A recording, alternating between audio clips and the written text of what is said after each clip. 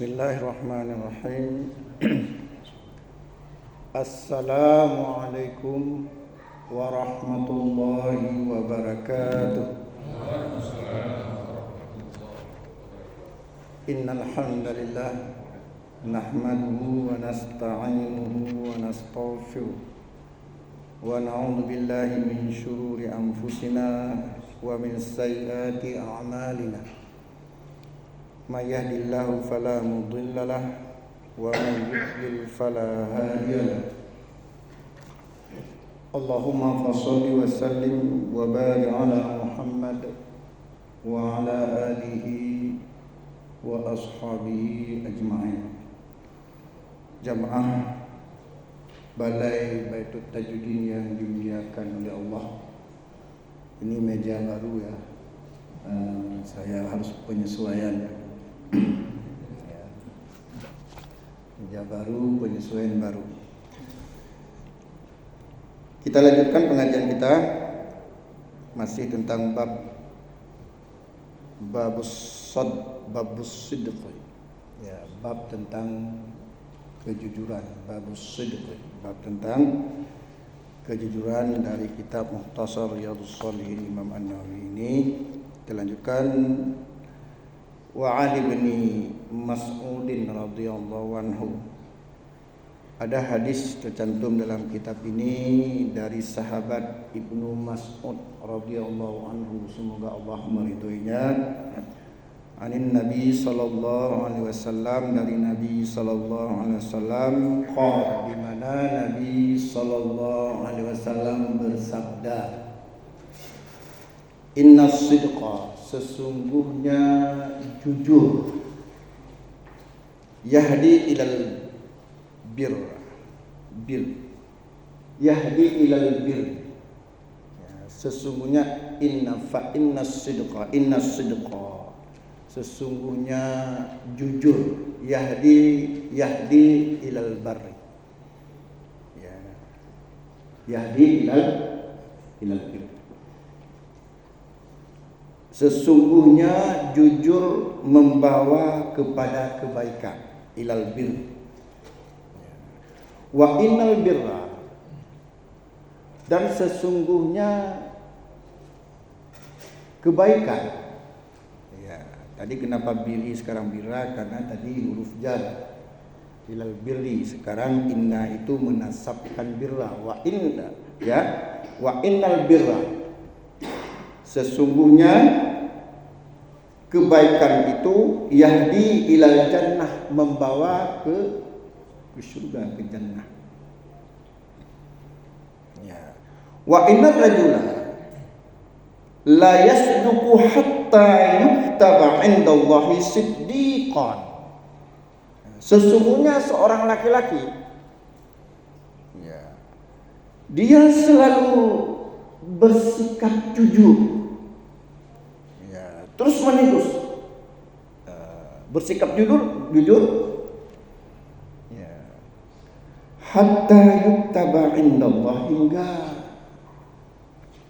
tercatat di sisi Allah, ditetapkan di sisi Allah siddiqan, dia orang yang jujur.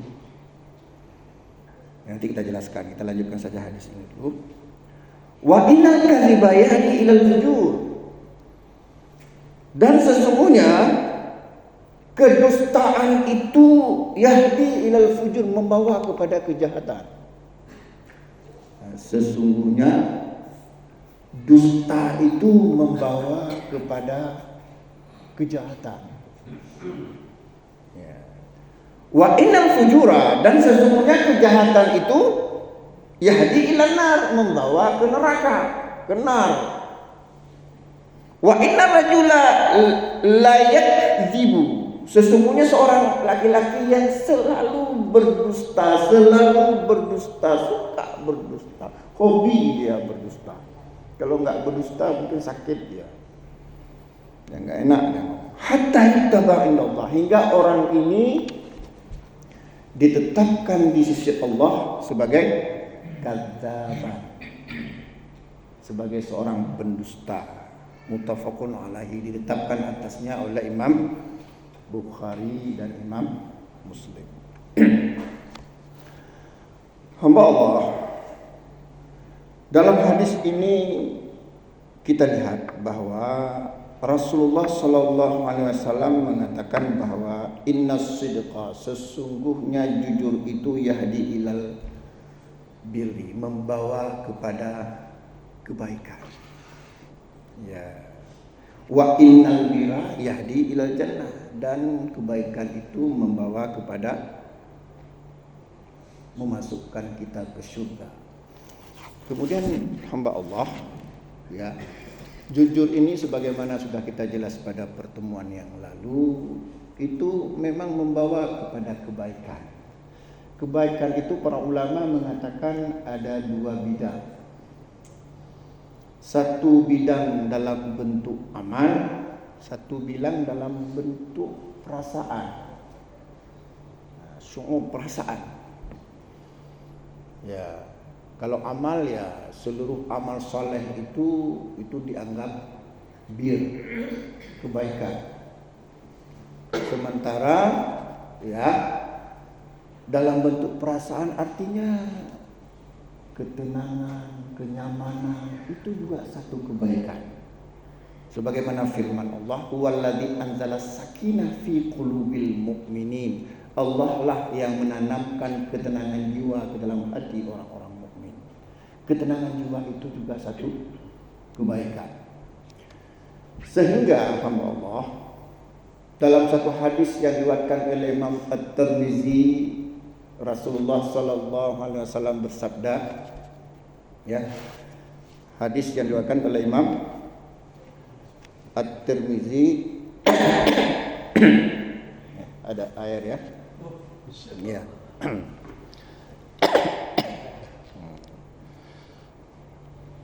Ya. Satu hadis yang diriwayatkan oleh Imam At-Tirmizi,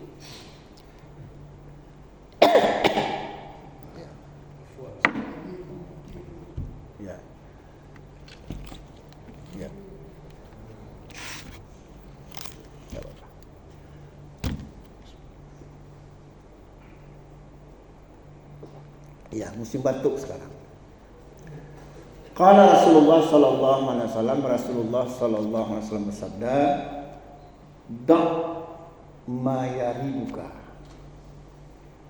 Tinggalkanlah oleh kalian sesuatu hal yang meragukan, ila ma la yaribuka, kepada sesuatu yang tidak meragukan. Kemudian baru Nabi mengatakan, fa inna sidqa, sesungguhnya kejujuran itu adalah tumaninatun, menenangkan jiwa. Apa kata Nabi? Fa inna sidqa, sesungguhnya jujur itu tumaninatun. Tumaninah itu apa? Tenang. Wal kadhiba, sementara dusta itu ribatun, membuat kita gelisah, resah. Tadi disebutkan bahwa, ya, dalam hadis ini disebutkan bahwa inna sidqa yahdi ilal birri, sesungguhnya kejujuran itu membawa kepada kebaikan. Nah, dalam hadis yang saya sebutkan tadi, walaupun tidak ada dalam kitab ini, disebutkan, Nabi menyebutkan fa inna sidqa tumaninatun, sesungguhnya kejujuran itu menenangkan hati. Tadi kejujuran membawa kepada kebaikan dalam hadis, dalam kitab ini. Dalam hadis yang saya sebutkan tadi, kejujuran membawa ketenangan hati. Maka makna bir itu juga, ya, pada sisi yang kedua dalam bentuk perasaan itu ketenangan hati. Cuman pertanyaannya adalah ketenangan yang bagaimana? Untuk memahami ketenangan ini, kita harus bisa membedakan apa perbedaan antara kesenangan dengan ketenangan. Kira-kira apa bedanya? Beda kesenangan dengan ketenangan. Ya. Kalau kesenangan itu apa? Ketenangan itu apa bedanya? Beda senang dengan tenang itu apa? Bedanya, ketenangan itu dari Allah. Sebagaimana firman Allah yang saya bacakan tadi, huwallazi anzala sakinah fi qulubil mu'minin. Allah lah yang menanamkan ketenangan jiwa dalam hati orang-orang mukmin. Sakinah itu jumhur ulama ahli balaghah menafsirkan dengan ketenangan. Sakinah. Makanya kalau keluarga sakinah itu enggak ada cekak-mencekak, enggak ada berkelahi tenang, ada uang tenang, makan enggak makan tenang. Kalau kesenangan itu bisa jadi dari Allah, bisa juga dari setan. Kesenangan.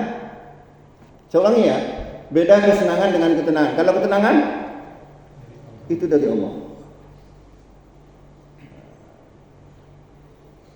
Kesenangan bisa dari Allah, bisa dari setan.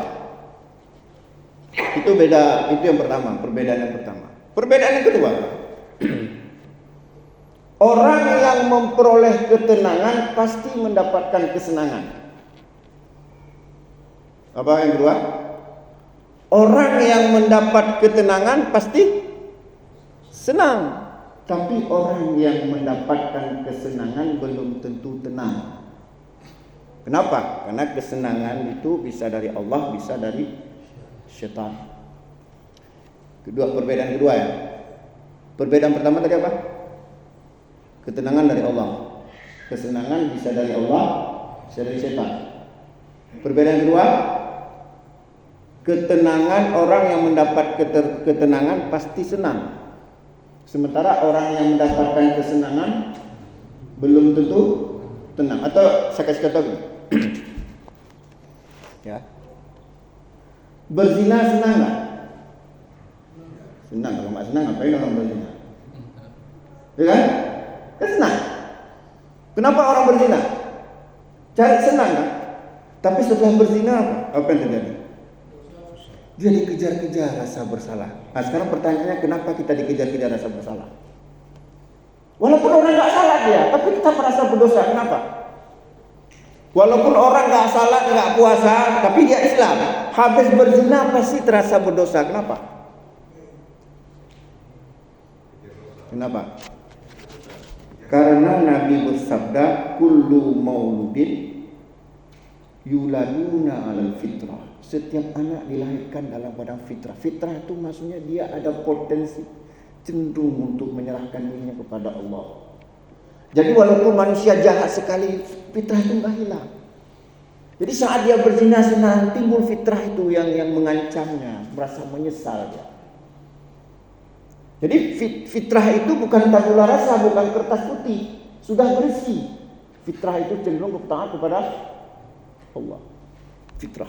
Kullu mauludin yuladuna alal fitrah.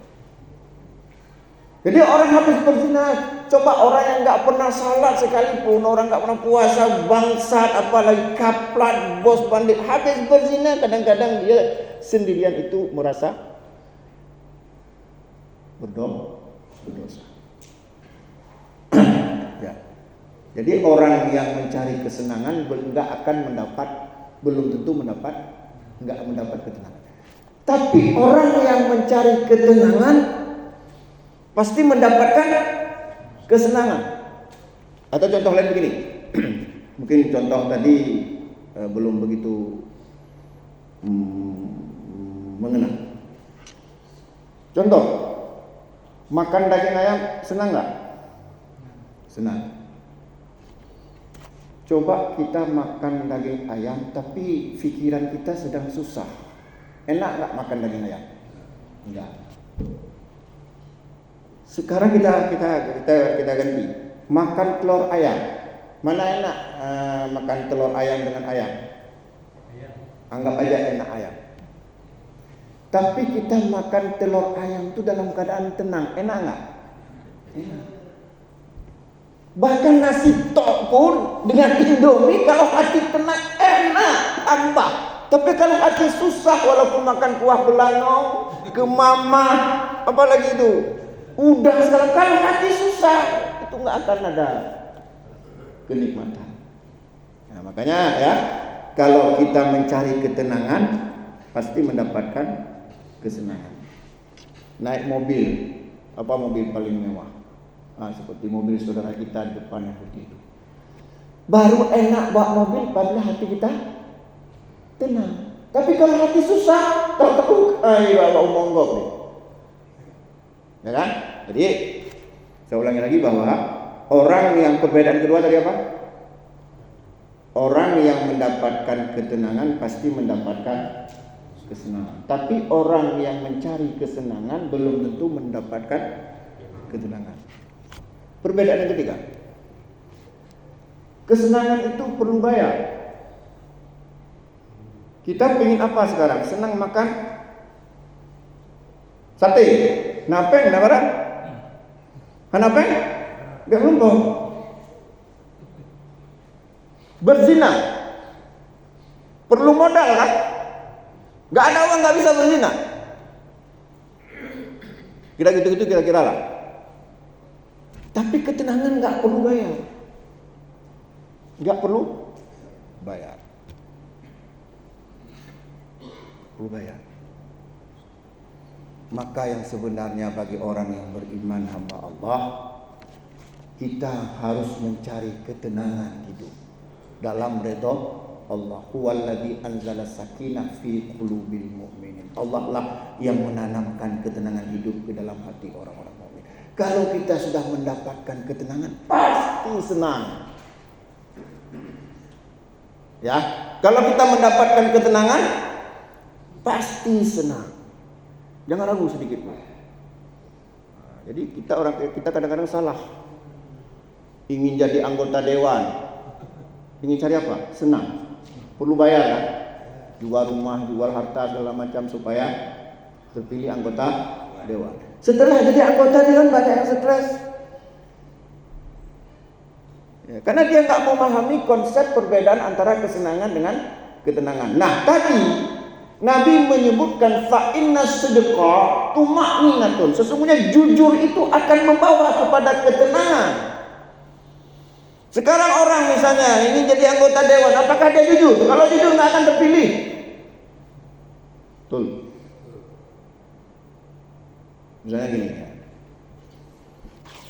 ada orang pergi ke kampanye, lantas dia jujur dia sudah. Lu nak apa yang ber? Maksudnya lu nak apa yang lu? Orang pilih segala macam kampanye macam lah. Jujur dia bilang kondisi dirinya, suasananya saya. Nggak ada orang pilih. Tapi justru orang berbohong, menyolong untuk pilih itu, punya bulan-bulan, punya kucang, punya kutak, segala macam. Itu orang tertarik. Ya, jadi fa inna sidqa tuma'ninatun wa innal kadhiba wal kadhiba wa innal kadhiba.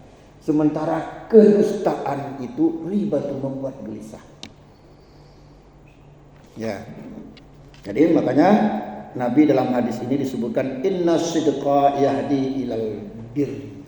Sesungguhnya kejujuran itu membawa kepada kebaikan, wa innal birra yahdi ilal jannah, dan kebaikan itu membawa kepada surga.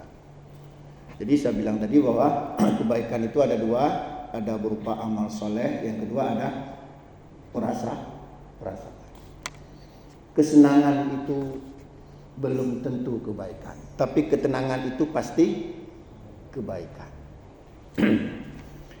Kemudian hamba Allah, makna bir yang lain-lain, ya, misalnya Allah berfirman dalam surat Al-Maidah ayat 2. Saya rasa Bapak pasti menghafalnya semuanya. Gimana bunyinya? Al-Maidah ayat 2. Ta'awanu alal birri wat taqwa wala ta'awanu 'alal ismi wal 'udwan. Tolong menolonglah kalian dalam kebaikan dan takwa. Jangan tolong menolong dalam dosa dan permusuhan. Itu artinya apa? Kita berbagi perasaan tenang kepada orang lain. Kita berbagi amal saleh dengan orang lain. Itu baru ta'awan. Nah, jadi kalau kita tenang, kita berusaha juga orang lain bisa tenang. Itu tenang dalam sisi yang kedua, perasaan atau amal saleh. Nah, misalnya amal saleh apa? Kita bersedekah, kita berinfak, membantu saudara kita dan sebagainya. Ya. Nah, dalam ayat ini kalau kita buka kita tafsir, itu dikaitkan antara bir dengan takwa. Para ahli tafsir mengatakan apa? Kalau takwa itu lebih ke sifat, sementara bir itu lebih kepada perbuatan. Bir itu lebih kepada perbuatan, sementara takwa itu lebih kepada sifat. Makanya ta'awanu 'alal birri wat taqwa, bertolong-tolonglah dalam hal perbuatan yang akan melahirkan sifat takwa kalau kita artikan menurut penjelasan sebagian ulama. Jadi ta'awanu 'alal birri wat taqwa maksudnya tolong menolonglah dalam hal perbuatan amal saleh dan sifat akan melahirkan sifat takwa. Jadi bukan berarti kita tolong menolong dalam hal takwa artinya kita bagi-bagi takwa itu nggak bisa dibagi karena itu sifat, hasil, akibat. Takwa itu akibat. Contoh ayat apa misalnya? Ya ayyuhalladzina amanu kutiba alaikumus shiyam kama kutiba alal ladzina min qablikum la'allakum tattaqun. Dalam ayat ini takwa di sini apa? Akibat, hasil. Mudah-mudahan kamu bertakwa. Itu bir. Jadi ta'awanu 'alal birri wa taqwa. Jadi ada yang bilang sama saya, ada satu perusahaan mabuk, perusahaan tenggen, apa perusahaan tenggen? Perusahaan produksi minuman keras, bir. Ada masjidnya juga. Dikasih nama Al-Bir.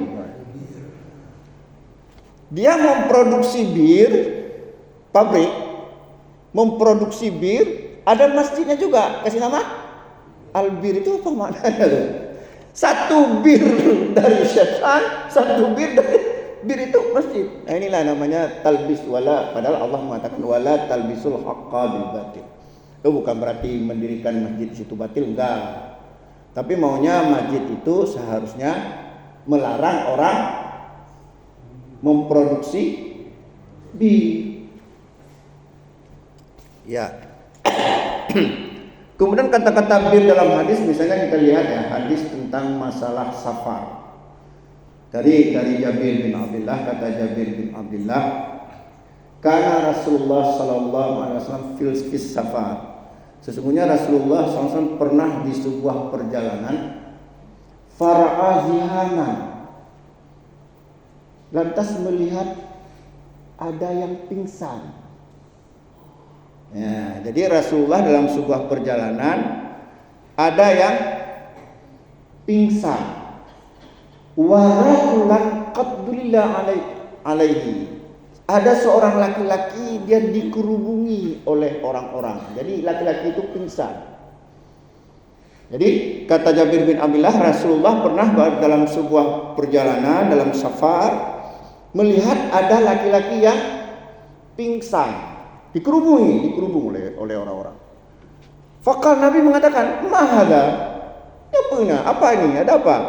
Qalu, para sahabat mengatakan, "Shaim, dia puasa ya Rasulullah." Rupanya puasa sampai pingsan. Jadi orang ini, sahabat ini, dia dalam perjalanan, dia berpuasa sampai pingsan.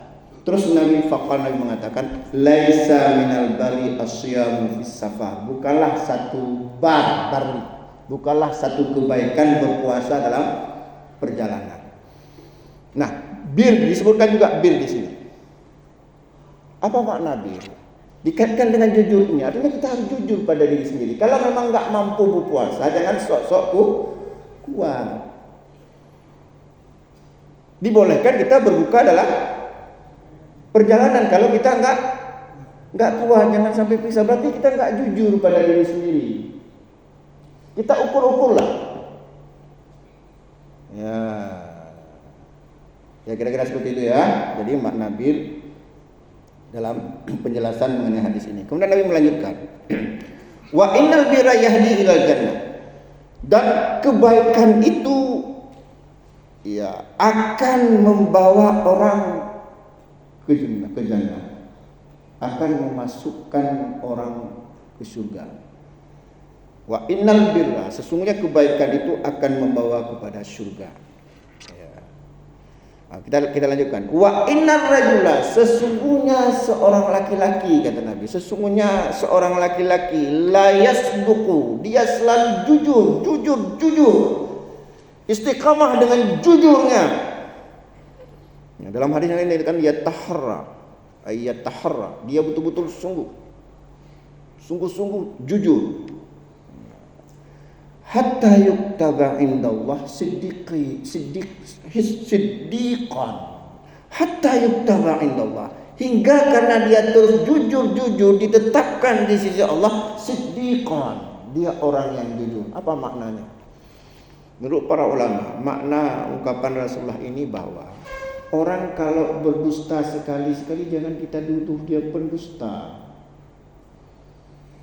Ya, ada orang kadang-kadang bohong sekali-sekali. Hai Pak, dalam posisi ratro, padahal mungkin kantong 3 kilo itu kan bohong. Lantas jangan kita kau pendusta, kamu nggak boleh. Karena menurut hadis ini baru kita cap seseorang itu pendusta apabila dia memang hobi berdusta,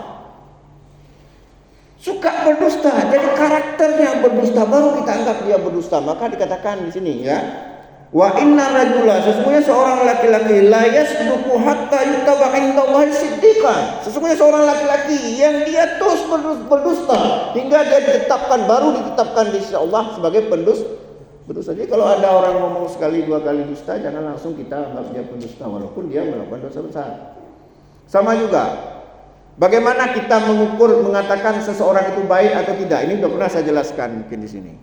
Bagaimana kita mengukur seorang itu baik atau tidak? Misalnya gini, ada orang katakanlah dia berbohong, atau barangkali dia korupsi, ada korupsi dia. Apakah lantas boleh kita katakan dia orang jahat? Gimana? Misalnya ada orang korupsi, enggak banyak, pokoknya korupsi dia. Lantas apakah nanti kita bilang dia orang jahat? Nah, coba perhatikan hadis ini, ayat ini. Ayat ini akrab di telinga kita semuanya. Ya. Dan saya rasa sudah pernah saya sampaikan di sini. Coba kita perhatikan ayat ini, kemudian kita lihat penjelasan ahli tafsir. Ayatnya begini, ringan saja. Kita sudah hafal semuanya. Ya, surah Al-Qari'ah. Fa amma man thaqulat mawazinuhu fa huwa fi 'ishatin radiyah. Apa artinya?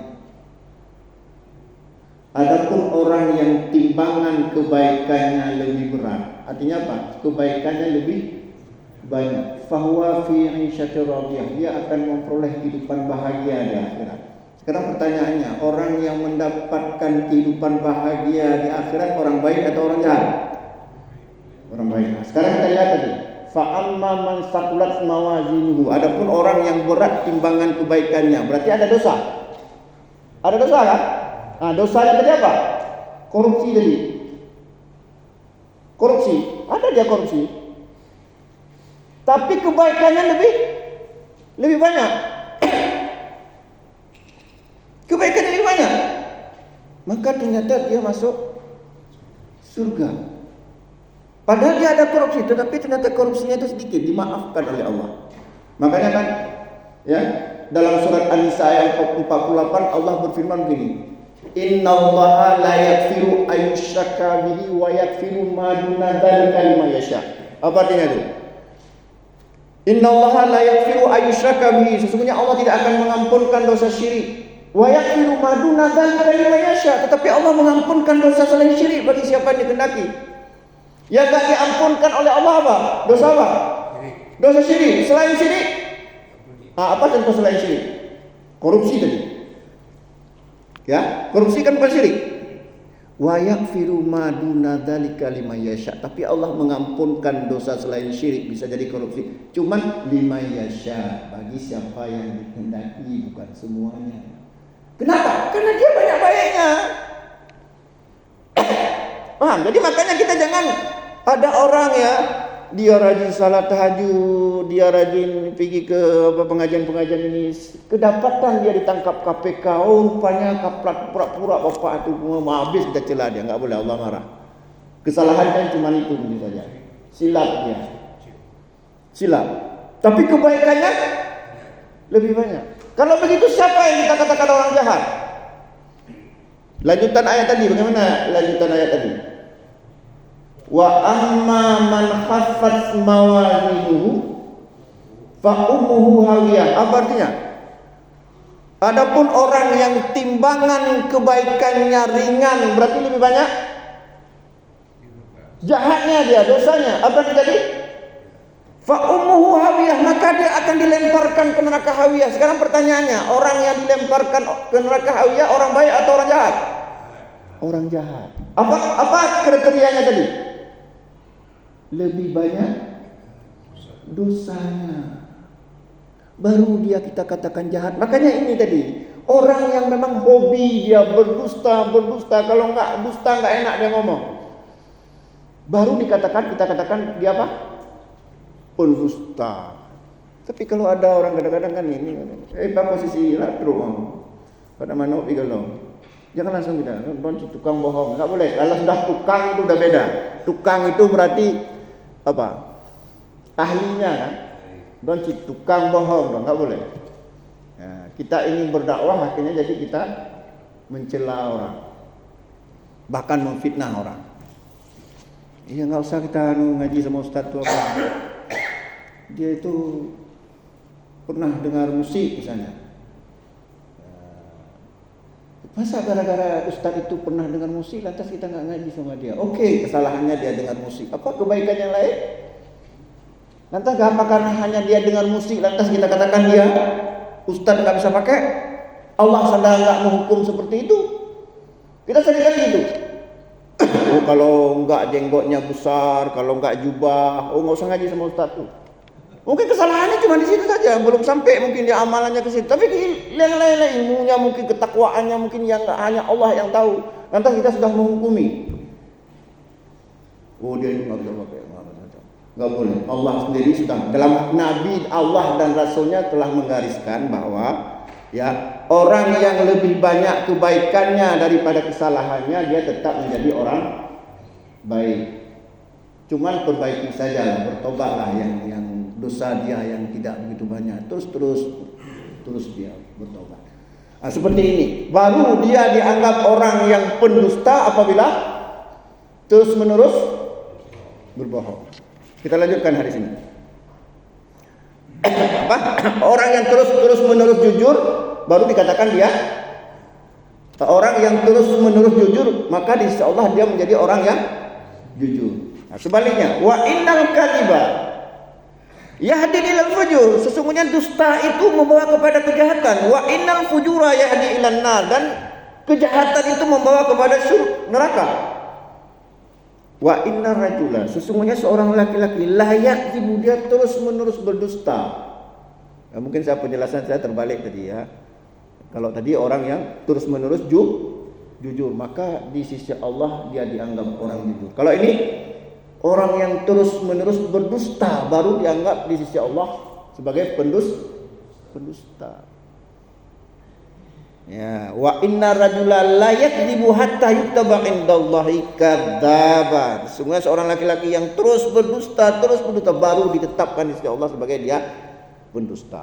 Orang yang selalu saja jujur baru di sisi Allah dianggap dia jujur.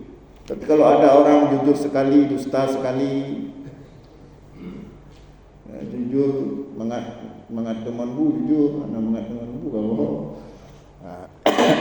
jadi itu hamba Allah. Jadi kita jangan cepat-cepat ya ketika melihat ada orang hanya jujur sekali lantas kita katakan oh dia jujur itu. Mungkin hanya jujur sekali dia. Jujur pilih dia jujur. Padahal mungkin jujurnya hanya sekali, dustanya banyak. Kalau jujurnya sekali, dustanya 5 kali, maka dia menjadi apa? Pendusta. Ya kan, mulai di sini.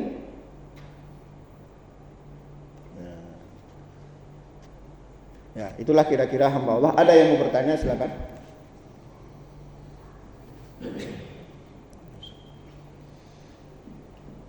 Bismillahirrahmanirrahim. Jadi kejujuran ini secara umum. Iya. Orang yang jujur membawa pada kebaikan membawa pada surga. Iya. Mungkin ini salah satu alasan orang melakukan bid'ah. Bid'ah itu kan baik, sesuatu yang baik, tapi ada contohnya. Jadi dia pikir itu jalan menuju surga. Yang baik-baik, ya kan? Ya. Maka itu diancam neraka. Jadi ini harus aku penjelasan yang ini dengan selamatnya. Nanti sebuah kekuatan baik menuju surga, karena itu hadis Rasulullah kebaikan. Iya. Tidak ada contoh itu diancam neraka. Satu lagi ini Ustaz, ketenangan tadi, tenang, senang. Kemudian di mana posisi bahagia? Bahagia apakah sudah mencakup tenang, senang, atau di atas keduanya, atau di atas keduanya? Nah, mohon penjelasan. Ya, baik. Sudah, Ustaz. Insya Allah penjelasannya tuntas saja. Begini, mengenai bid'ah itu ada hadis khusus yang melarang. Ya kan? Kullu bid'atin dalalah wa kullu dalalatin finnar. Kullu bid'atin dalalah wa kullu dalalatin finnar. Dan macam-macam ada batanya. Wa iyyakum muhdatsatil umur fa inna kulla muhdatsatin bid'ah wa kullu bid'atin dalalah wa kullu dalalatin finnar. Kalau sudah ada dalil khusus dari rinci, kita nggak boleh. Kita ittiba, taufiqiyah, berhenti pada dalil. Nah, kemudian kenapa Nabi dengan keras melarang bid'ah? Karena gara-gara bid'ah lah Islam ini jadi rusak. Sebenarnya Islam itu indah.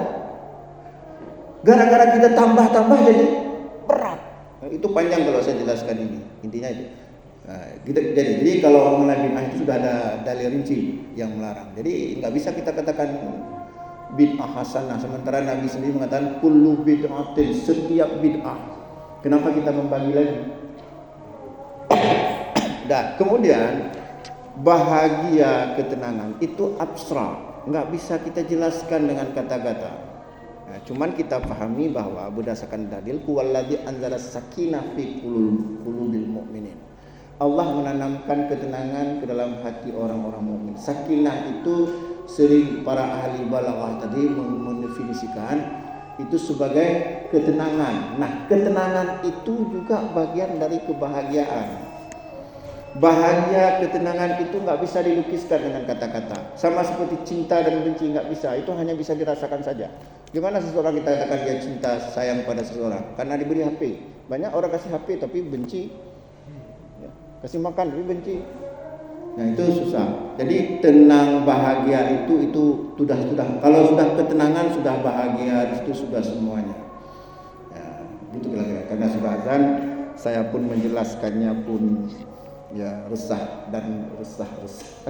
Kita tutup saja. Insyaallah kita lanjutkan pada pertemuan yang akan datang.